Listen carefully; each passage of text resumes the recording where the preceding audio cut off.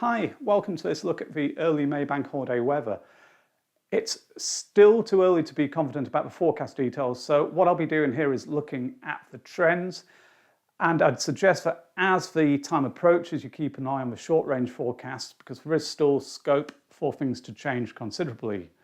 So I'll start by looking at the GFS computer model. The sequence here begins at 00 GMT on Friday the 30th of April. We can see at the outset there's a northerly flow moving down across the UK, so never particularly warm.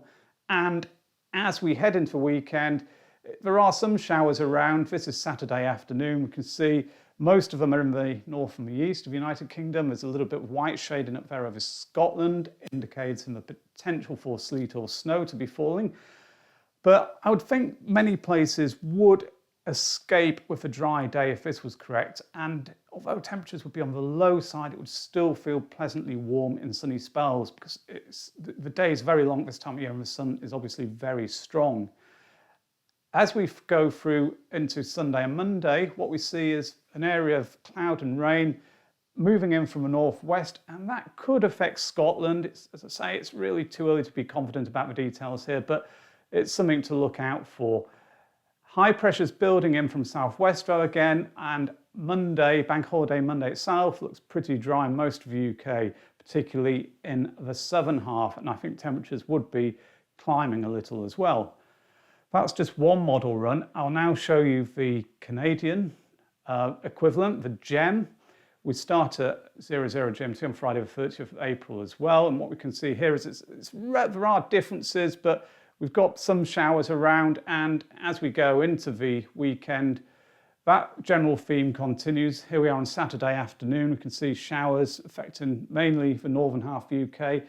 Again, it's a northerly flow, and there's a little bit of white shading over Scotland, indicating the possibility of some of those showers having a wintry flavour. If I just run this through to its end, it goes out to 10 days, so 21 GMT on Sunday the 2nd of May here. And there we can see we're still under a northeasterly flow, chilly, but high pressure is possibly starting to nudge in from the west. So again, certainly not too bad all in all, even though it would be on the cold side for May. Now, I'll show you the European model, the ECM charts. These are for Monday the 3rd of May. On the left is the ECM operational run, and on the right is the ECM development run. That means it's still in testing, but it is scheduled to become the operational run later this year. There are some differences between them, but both of them have the UK under rather a chilly northerly flow, so similar to the Canadian and GFS models. Could be some showers around with both of these, but they don't look particularly wet. As I say, the thing is it wouldn't be overly warm for the time of the year. Now, in terms of precipitation, I've mentioned showers on those operational runs. I think it's worth taking a look at the ensemble data. This is the shower. This is for London, and each column here represents a 6-hour time slot, and it takes us right through the bank holiday weekend. So we're starting on Saturday and finishing on the close of play on Monday. The light greys indicate completely dry.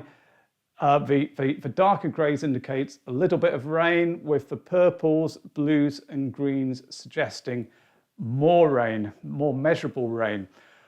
Therefore, what this is indicating at the moment is most of the runs, a lot of the runs are showing completely dry conditions, but as we go into Sunday and Monday, it's probably about 30, 40, 50% there, it varies, which are showing at least some rain falling. And I think that probably ties in reasonably well with the suggestion of showers. Although, as I think I quickly point out here, it's not a wet picture at all. It could well remain completely dry, but there is the chance of some showery rain. Now, if I jump up to Manchester, the profile's not a great deal different. There's obviously people tend to think of Manchester as being a very wet part of the UK, but here there's a suggestion there is a greater risk of showery rain, but certainly not a washout.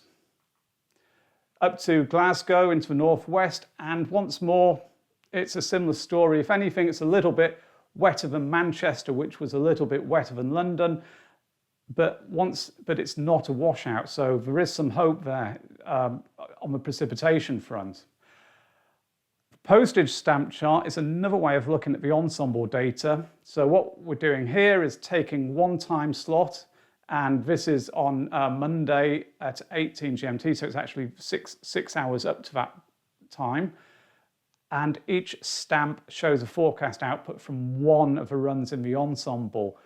UK is in the middle of these stamps, and I think the thing to point out is that there is shading on quite a few of them, which indicates showers. One or two actually have yellow and green shading, flagging up the possibility of heavier spells of rain. But all in all, at this stage, as I say, it's not a washout by any means, although the possibility of showers in all parts of the country is there. In terms of temperatures, I've already said that the operational model runs, which I showed earlier, indicated rather cool conditions for early May. This is the ensemble data. I'll begin by looking at the maximum temperatures for London, and again, each column is a 6-hour time slot. So what we see is most of them are yellow, the light yellow, which indicates 11 to 15 Celsius. As we go forwards, there are a number in the dark yellow category, 16 to 20 Celsius, and likewise there are some in the light greens, which is 6 to 10 Celsius. Remember though, these are in 6-hour time slots, so they encompass the nights as well as the days. Therefore, what this would point towards is afternoon temperatures mostly between 11 and 15 Celsius, although often the raw data under forecasts by 2 or 3 degrees, so perhaps you could say between 13 and 18 Celsius, with a minority of runs going for warmer conditions than that. You can see about 23%, 20% on some time slots there, and some going for cooler conditions. All in all, temperatures not fantastic, but I would suggest it would be feeling quite warm in sunny periods during the afternoons. And up to Manchester, it's a similar profile. If anything, it's a little bit cooler. And up to Glasgow, well, on this one, it's probably a little bit cooler again. We don't really have any. There's a couple of the darker yellows down here, but they are very sparse. So temperature profile here is going for slightly cooler conditions as you move further north, but not warm for the time of the year anywhere. Nighttime temperatures, these are minimums again. So, sorry, the last one's for maximum. These are minimums, and these are really focused on the night times. What we can see is light greens, few darker greens. Light greens are 6 to 10 Celsius. For light greens are 1 to 5 Celsius. So basically, most of the runs are taking temperatures down into single figures over the nights. The chance there of ground frost remains, so it's not going to be great sitting outside, I would expect, at least not late into the evenings. If we take a look at Manchester, once more, it's a similar story. Here there are actually more dark greens. The night's probably been a little bit colder on average. Now, if we jump up to Glasgow, what we can see here is that some of the columns contain blue shading. Blue indicates runs which are forecasting sub-zero temperatures, and we can see there's maximum this 6-hour time slot 48%. So what it's pointing towards is a significant risk of nighttime frosts. The general profile from these charts is that temperatures are lower as you head further north. Taking a look at the pressure plot, this is the 16-day chart, but I've put a box around the bank holiday period. It's actually for York, but it's applicable to across the UK really. What we see is pressures relatively high in most runs, close to or above the average. There are a few runs, it's just a small minority, where pressure's tanking towards the end of the bank holiday period. If that happened, it would suggest that deeper areas of low pressure would be coming into play, and they in turn would lead to an increased risk of longer periods of rain. As I say though, at the present time, it's just a small minority of the runs which are going in that direction. Maybe something to keep an eye on. I think it's an unlikely scenario at the moment. So if I summarise, overall, I'm favouring reasonable weather through the bank holiday weekend. Showers are possible. The greatest risk is in the north, possibly the east as well. It's going to be relatively cool for early May, so nighttime frosts could be a risk. Again, the chance of them is higher in the north, but in the sunshine it should feel pleasantly warm.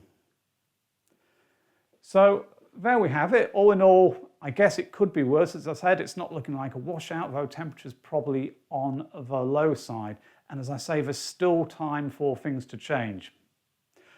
Anyway, I hope you've enjoyed this video and found it useful. If so, then please hit the like and subscribe buttons below. Thanks very much for watching now. Bye.